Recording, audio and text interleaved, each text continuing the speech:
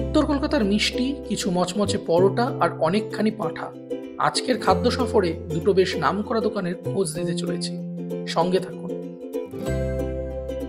প্রচন্ড বৃষ্টি আর তার মধ্যে বেরিয়ে পড়েছি কন্টেন্টের অভাবে কন্টেন্ট শুট করতে।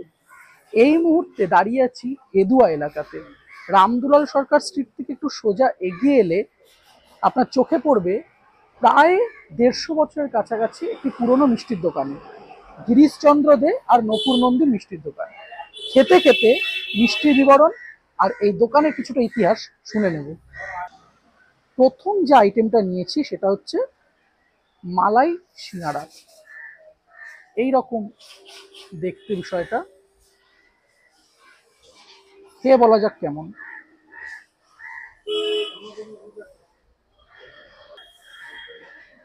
দুর্দান্ত। ভিতরে এই পুরটা খোয়ার পুর, কাজু কিশমিশ আখরোট ভর্তি।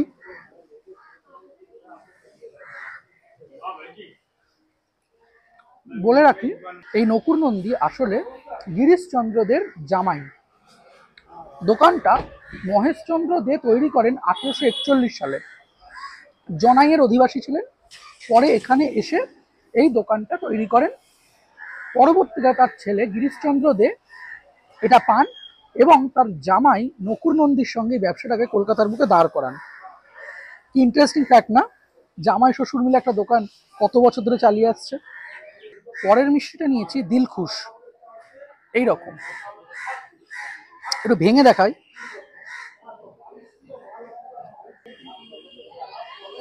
খেয়ে বলা যাক কেমন।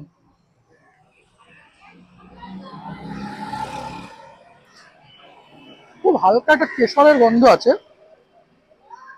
কাজু কিশমিশ এটা তো পরিমাণ মতো।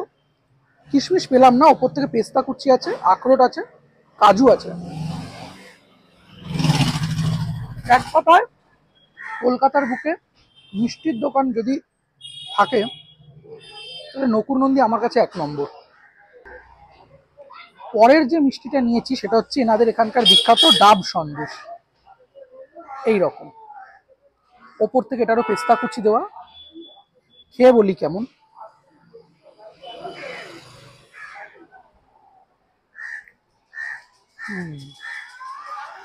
এনারা ক্লেম করছেন এটা ডাবের শাঁস দিয়ে তৈরি। ভালো লেগেছে, তবে আগের দুটোর মতন নয়, আগের দুটো আমার কাছে আরো বেশি ভালো লেগেছিল। চতুর্থ যে মিষ্টিটা নিয়েছি সেটা হচ্ছে জল ভরা। জলের বদলে রস, সবাই জানি মিষ্টির ভেতর। এটা তুলনামূলক নরম পাকের। Too good. গুড়ের একটা আলাদা এসেন্স পাওয়া যাচ্ছে। একদম পেস্তা কুচি দিয়ে ওপরটা সুন্দর করে ডেকোরেট করা। মিষ্টিটা অ্যাজ ইটসেলফ এই জলটা না থাকলেও দারুণ লাগছে, দারুণ। মিষ্টির দাম সামান্য চড়ার দিকে, কিন্তু তাই জন্য কোনোভাবে কোয়ালিটি কম্প্রোমাইজ কিন্তু করা হয়নি। যে দামে যে মিষ্টিটা দিচ্ছে একদম কোয়ালিটি ধরে রাখা হয়েছে। 181 বছরের পুরনো দোকান। কথিত আছে স্বয়ং রামকৃষ্ণদেব নাকি এই দোকান থেকে মিষ্টি খেতেন। আপনারা খেয়ে থাকলে নিচের কমেন্ট বক্সে জানান কেমন লাগে আপনাদের গিরিশচন্দ্র দে আর নকুরচন্দ্র নন্দীর মিষ্টি।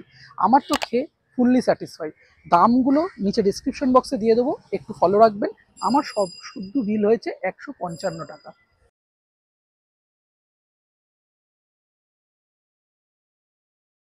গিরিশচন্দ্র দে আর নকুর নন্দী থেকে বেরিয়ে এই মুহূর্তে চলে এসেছি আমাদের সেকেন্ড ডেস্টিনেশন গেস্ট স্ন্যাক্স বারে। এখন যে জায়গাটায় দাঁড়িয়ে আছি এটা হচ্ছে আরমা স্ট্রিট আর সূর্য সেন স্ট্রিটের ঠিক কানেক্টার। কলেজ স্ট্রিটে এলে খাবার দাবারের লোকেশন কম নেই, তার মধ্যে গেস্ট স্ন্যাক্স বার একটি। চলুন বাকি কথা ভেতরে বসে বলছি। গেস্ট স্ন্যাক্স বারে আমার প্রথমবার যাওয়া, যা বুঝলাম জায়গাটা বেশ জনপ্রিয়। একটা বড় জায়গায় ভাজা হচ্ছিল অনেকগুলো মাটন টিকিয়া আর কিছু চাপের প্রিপারেশন। তবে এই জিনিস দেখলে দুর্বল হৃদয় ব্যক্তিরা ভয় পাবেন তা নিঃসন্দেহে বলা যায়। জায়গাটা রোলের বেশ চাহিদা আছে, আর তার সাথে নিত্যযাত্রীদের খাবার দাবার তো লেগেই আছে। কলেজ স্ট্রিট এলাকায় খাবার দাবারের অপশন প্রচুর। তার মধ্যে এখন বসে আছি প্রায় 50 বছরের পুরনো গেস্ট স্ন্যাক্স বারে। জায়গাটার লোকেশনটা ডেসক্রিপশন বক্সে দেওয়া থাকবে, তাও আমি বললাম সূর্য সেন স্ট্রিটের এবং আরমা স্ট্রিটের ঠিক কানেক্টারেই এই দোকানটা অবস্থিত।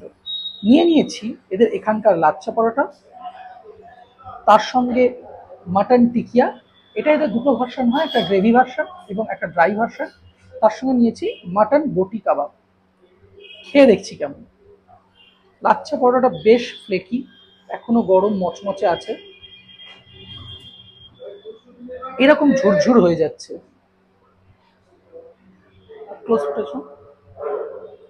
এইরকম লাচ্ছেদার পরোটা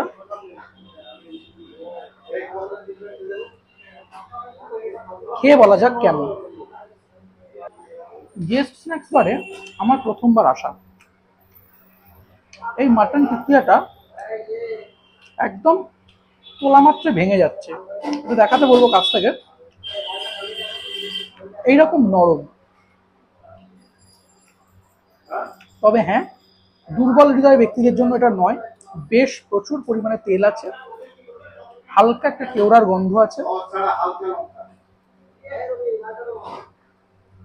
একটা বড় জাম্বো বাইট খেয়ে দেখা যাক। টিকিয়াটা প্রায় মেল্ট ইন মাউথ, মাংস একেবারে মিহি তা বলা যায় না, একটা হালকা কোয়ার্স টেক্সচার আছে। অনেকক্ষণ ধরে ফ্রাই করার দরুন না মাটনের একটা নিজস্ব ফ্লেভার এটার মধ্যে ইনফিউজ হয়েছে গ্রেভিটার মধ্যে। মজার কথা হচ্ছে এটার মধ্যে কিন্তু সামান্য ডালডা প্রকোপ আছে, ঠান্ডা হলে জমে যাওয়ার একটা প্রবণতা দেখতে পাওয়া যাচ্ছে। এইরকম মাটনের পিস আছে, এইরকম বেশ অনেকগুলো পিস আছে, একটা দুটো তিনটে চারটে পাঁচটা ছটা সাতটা আটটা নটা, ওভারঅল 10টা মতন পিস আছে। Bite size mutton. আমি একটু লেবু চিপে নিয়েছি। পরোটার মচমচেটা নিয়ে কোনো কথা নেই, একদম সুপার ফার্স্ট ক্লাস। এটা খাবার একটা নিয়ম বলছি, এরকম কাবাব নেবেন, পরোটার মধ্যে ঢোকাবেন, জয় মা। মাটনটা জাস্ট মুখে দিতে মিলিয়ে গেল, জাস্ট মুখে দিতে মিলিয়ে গেল। এইটা অপূর্ব। মানে মাটন টিকিয়াটার থেকেও আমি রেকমেন্ড করব এই মাটন কাবাবটা। গেস্ট স্ন্যাক্স বারে এলে মাটন কাবাবটা কোনোভাবে মিস করা যাবে না। আরো ভালো হয়, আমি নিইনি আজকে, কাঁচা পেঁয়াজ যদি এর সাথে নিয়ে নিতে পারেন, অপূর্ব অপূর্ব, মানে জাস্ট চুমু। মাংস অনেকক্ষণ ধরে কষানোর দরুন এইরকম নরম হয়েছে।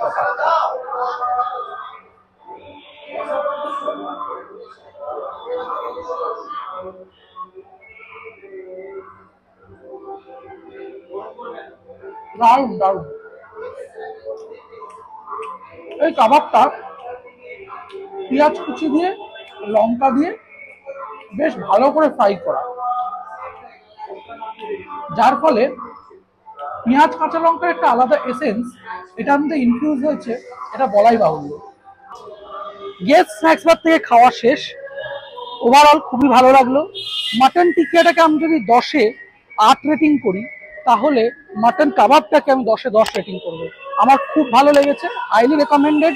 কলেজ স্ট্রিটে এলে অতি অবশ্যই এই দোকানটা একবার চেখে দেখবেন। এরপর দেখা হচ্ছে নেক্সট ভিডিওতে, ততক্ষণ টাটা, ভালো থাকবেন।